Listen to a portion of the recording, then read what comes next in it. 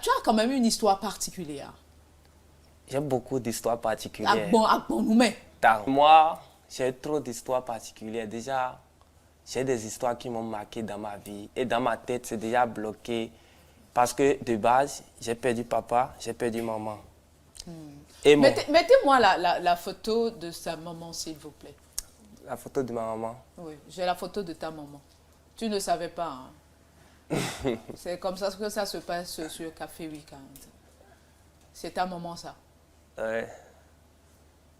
Quand tu la regardes, elle est partie depuis quand? 2012. 2012, ça fait 13 ans. Ouais, maman. J'ai grandi avec elle, au fait. Celle... Bon... Non, je ne veux pas pleurer parce que je suis habitué. D'accord. Bon, elle est partie en 2012. Et mon père aussi, il est parti en 2012. Ah, la même année? Oui. Oh. Donc, j'étais déjà blessé depuis tout petit. Depuis des années là, je suis déjà blessé dans la tête. Mentalement, je suis déjà perdu. Tu étais un peu déséquilibré. Déséquilibré. Donc, la famille, ça n'allait pas tout. Donc, déjà, moi, je me suis mis dans la coiffure. Ma maman m'avait déjà parlé de la coiffure et tout avant. Je me suis mis dedans. Je me suis forcé jusqu'à... J'ai fini la coiffure. Mon patron qui m'a encore appris, la coiffure aussi est décédé. Ah. Donc, finalement, lui-même, il n'est même pas là pour voir mon diplôme actuellement. C'est là maintenant, cadré, mais il n'a pas vu. Il est parti. Donc, des histoires comme ça, jusqu'à j'aille en tôle, genre, et je sais pas, comme vous savez, je suis allé en prison, des trucs comme ça, avec des histoires comme ça m'a traumatisé. Donc, ça t'a fait passer par des choses franchement, par lesquelles... Franchement, j'ai eu une vie difficile. Et je pense que c'est les réseaux qui m'aident. Les réseaux sociaux? Oui. TikTok? Exact. Bon, presque tous les réseaux que j'utilise, c'est ça qui m'aide. Parce que quand je suis sur TikTok ou sur les réseaux, je me sens déversé, je me vois entouré, quoi. Déjà, quand je suis allé en tôle, ma famille, déjà, aller et quand on parle de la tôle, j'ai vu, vous avez posé la question la dernière fois, mes gars.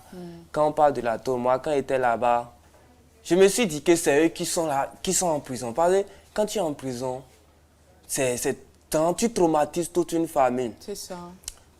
Tes parents, tes proches, et c'est celle qui vient avec toi, ma femme.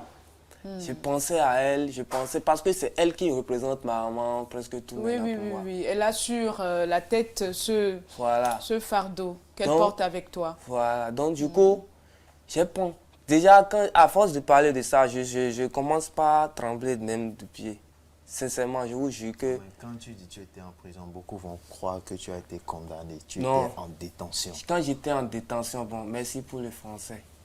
Quand j'étais en détention, quand j'étais détenu là, franchement, ça n'allait pas avec moi parce que je pensais plus au dehors. Comment ma famille vont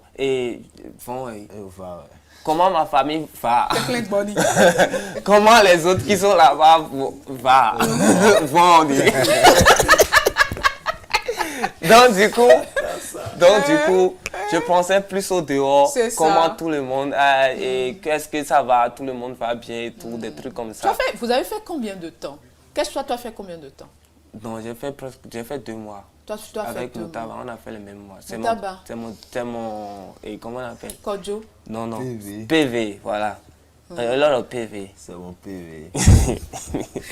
Kodjo, lui, il a fait combien de temps? Presque 3 mois. Il a fait presque 3 mois. Non, oui, 3 mois, je crois.